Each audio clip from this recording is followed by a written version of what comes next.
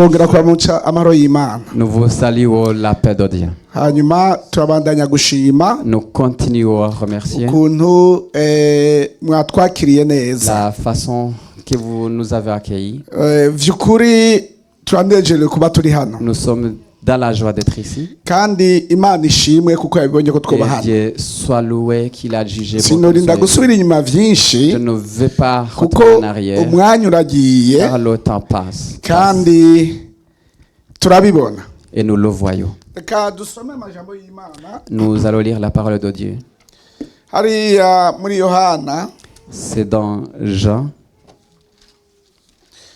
Yohana ibice 15. Jean chapitre 15. Ku murongo Yohana ibice 17. Jean chapitre 17. Ku murongo wa mbere gushika kuri 5. Du premier jusqu'au verset 5. Dusoma amajambo y'Imana. Lisons la parole de Dieu. Umutwe w'amajambo uvuga ngo Yesu umuherezi mukuru wacu asengera abiwe. Yesu avuze ivyo ararangamiza mu ijuru. Ati data igihe kirashitse shimagiza umwana wawe ngo umwana agushimagize nk'uko wamuhaye ububasha ku bafise umubiri bose ngo abo wamuhaye bose abahe ubugingo budashira. Ubu ni bwo bugingo budashira ko wamenye bamenye wewe Imana yonyene y'ukuri n'uwo watumye Yesu Kristo. Ndagushimagije mu isi nonosore igikorwa wampaye gukora. Nanone data unshimagizanye nawe unshimagirishije bwa bwiza nahoranye ndi kumwe nawe isi itararemwa. Ni ijambo ry'Imana tugomba C'est ça la kuganira. parole de Dieu que nous allons parler. Nitwovuga vyinshi On ne peut pas parler beaucoup de choses. ariko ico nabonye muri aya majambo Ce que j'ai vu dans ces versets, ni ijambo twasomye hano kunonosora. c'est un message que nous avons lu de l'accomplissement. Iyo umuntu ari kunonosora igikorwa Quand on est en train d'accomplir son œuvre, ntagomba guta intumbero il ne doit pas s'écarter de son objectif. kandi Et kuba neza hano mu isi être bien dans ce monde, nuko uguma mu ntumbero yawe que urimwo. tu dois rester sur ton objectif. Iyo umuntu ajarajara akava mu ntumbero arimwo, Quand quelqu'un quitte son objectif, ubugingo bwiwe ntibuba neza. sa vie n'est pas bon, n'est pas bien. Reka ukuri kwitwe ukuri, Laisse la vérité être appelée vérité. kandi natwe icyo twahamagariwe Ce que nous sommes appelés, twahamagariwe kugumana na nous Yesu. sommes appelés à rester avec Jésus. Tunonosore inzira ya Yesu, Nous devons rester sur la voie de Jésus. nk'uko baririmbyi b'igifaransa bamwe baturirimbira Comme la chorale francophone nous a, ngo dukurikire inzira za nous Yesu. devons suivre la voie de Jésus. Umuntu ugomba kunonosora Nous devons accomplir, ukabona yuko uri mu nzira tu vas voir nziza. que tu es dans la bonne voie. Iyo umunyeshuri ari gukora igiharuro Quand un étudiant est en train de résoudre un problème, aramenya ati ahantu ikigihe nakironse canke nakibuze. j'ai trouvé la solution ou je ne l'ai pas trouvée. Siko abanyeshuri Est-ce que les étudiants sont pas vrais? abaciye mu ishuri niko Ceux bigenda. qui ont été à l'école, c'est comme ça. Hari n'abatwigisha épreuve par neuf tukiri mu ma école primaire. Quand on nous enseignait à l'école primaire, Il y a épreuve par neuf. l'épreuve, oui, l'épreuve par 9, Ugacubona ati iki gihe nakironse. tu disais, j'ai trouvé la solution. Suko none tukiri bato. N'est-ce pas vrai? Umuntu iyo amaze guta intumbero, Quand on a raté son objectif, abantu ntibamenye ivyo harakora. les gens ne savent pas ce qu'il est en train de faire. Yesu yagize isengesho rikuru Jésus a fait une grande prière ku gikorwa yarahaye arakora. sur l'œuvre qu'il était en train d'accomplir. yatanguye gushimisha se il a commencé à glorifier son Père avuga ati en disant ceci. nuko umenye icyo dusaza usana Sache ce que nous avons en commun. arasenga iryo sengesho Il a fait cette prière kugira ngo yumve yuko yuzuye ubwiza bw'Imana pour sentir qu'il a la gloire de Dieu. iyo uri kumwe na so Quand tu es avec ton Père, urumva yuko ugomba gusa nawe c'est ça que tu dois ressembler à lui. igihe aba arakora ibikorwa ubona yuko bimeze neza Quand il est en train de faire de bonnes œuvres. si uko ga yemwe N'est-ce pas vrai? kandi Yesu Et puis Jésus, ntiyibagiye namba il n'a pas oublié, agiye guhaheza kiriya gikorwa quand il allait accomplir son œuvre, yarasenze Imana il a prié Dieu. aravuga ati Il a dit ceci.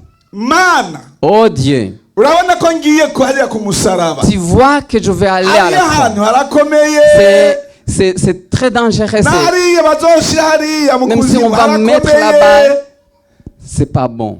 ariko ndasabye ngo Mais je demande izina ryawe barimenye qu'il sache ton yuko nom, uri Imana que tu es Dieu. amen Amen. kandi ngo abantu babonye Et ceux Yesu qui ku ont vu musaraba, Jésus à la croix, ko yamye ari comme il a toujours été, abigisha be bari kumwe ses disciples étaient avec lui. baravyemeza ati by'ukuri ni umwana w'Imana Ils ont rendu témoignage, c'est vrai, c'est un enfant de uyu ni Dieu. umwana S'il est w'Imana le Fils de Dieu. nawe nk'umukristo Et toi comme chrétien, hariho byinshi il y en a beaucoup bishobora kukunanira qui peuvent être difficiles kandi bishobora kukugora ou qui peuvent être difficiles. ariko ntugate intumbero Mais ne quittez jamais l'objectif. mw'isi Dans le monde, hari amajambo il menshi y a beaucoup de kandi messages. amajambo ahambaye Et beaucoup de messages. amageragezwa Il y a beaucoup ahambaye de tentations.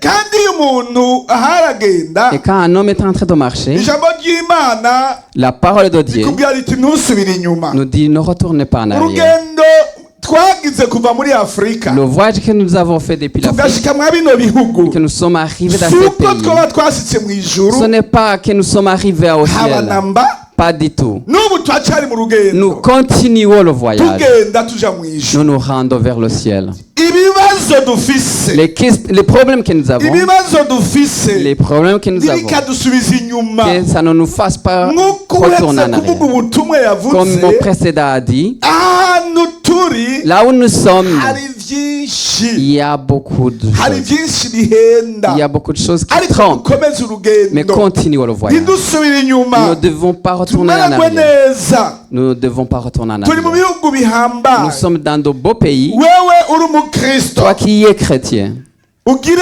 ibimenyetso tu by'umukristo dois avoir les signes de croyant. abantu nibakubona Ceux qui vont te voir, bamenya ati ujya n'umukristo qu'ils sachent que tu es naho wowe croyant. uri umwe Même si tu es seul, naho wowe uri umwe même si tu es seul, mu bantu igihumbi parmi 1000 personnes, gumana ya migenzo ya kristo gardez, kuko le nawe comportement de yesu Jésus. yaratsinze car Jésus a vaincu. kandi nawe Et uzotsinda toi aussi tu vaincras. niwaguma mu nzira Si tu y'ukuri restes dans la voie de ntutasubire vérité, inyuma si tu ne retournes pas en gusubizwa arrière, inyuma si tu n'iby'isi ne retournes pas en arrière à cause des choses du monde, uzobona imana tu verras Dieu. kandi uzobaho ibigo bidashira Et tu auras la vie éternelle. imana ishimwe Que Dieu soit loué. nuko nimugendeshwe na mwebwe Marchez selon l'esprit. nibagendeshwa na Si mwebwe tu marches selon uzobona l'esprit, ubwiza tu bw'imana verras la gloire de Dieu. gerageza gutinya imigambi ya satani Et crains les projets de Satan. hama wishire mu ntumbero yo gukorera Et imana tu dois rester dans l'objectif wishire de mu servir ntumbero yo Dieu. kubana n'imana Dans cet objectif de servir Dieu. imana yacu bandeye kutugirira neza Notre Dieu nous fasse du bien. pawulo nawe yarabinabivuze ko pawulo Paul l'a dit. yavuze yuko ati Il a dit, ndahejeje igikorwa mpaye mana j'ai terminé ngo l'œuvre que tu ibisigaye m'as donnée. mbikiwe Ce qui me reste, il m'est réservé. ubugingo budashira La vie mbega éternelle. nawe woba urimwo Est-ce que tu es dedans? kino gihe tugezemwo Le moment dans lequel nous vivons, hari amageragezwa il y a menshi beaucoup de tentations. ibihenda abantu ni Ceux qui byinshi trompent les gens sont nombreux. ariko ntugasubire inyuma Mais ne retournez pas en arrière.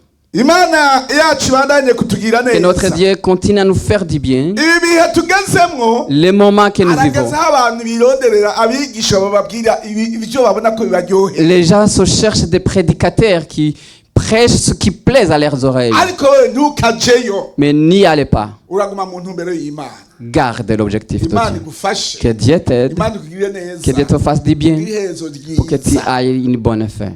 N'iri jambo ry'Imana C'est ça la parole de Dieu. twovuga vyinshi, Si on disait beaucoup de choses, twari kuba ahangaha gushika ku mugoroba, on allait rester ici ariko jusqu'au soir. tugezemwo Mais birahambaye. les moments dans lesquels nous vivons Abenshi sont bavuga ati tegereza gutegura kuzogenda hanaha te naha, préparer à aller quelque part. ariko icyo ngomba kukubwira nuko Et ce que je vais te dire, ugumye intumbero y'Imana igume garde l'objectif de Dieu qui reste en toi. ntukave ku ijambo Ne ry'Imana, quitte jamais la ariko parole de Imana Dieu. ibandanye Mais que Dieu ubandanye continue. gusenga iguhe Continue impwemu, à prier pour ugendere être muri rempli. impwemu, Marche selon l'esprit. uzobona ivyiza Et tu vyinshi. verras beaucoup de belles choses. Tubipfurije Nous vous souhaitons kudata intumbero de y'Imana. ne pas vous éloigner de l'objectif de Dieu. Et que Dieu continue à vous faire du bien.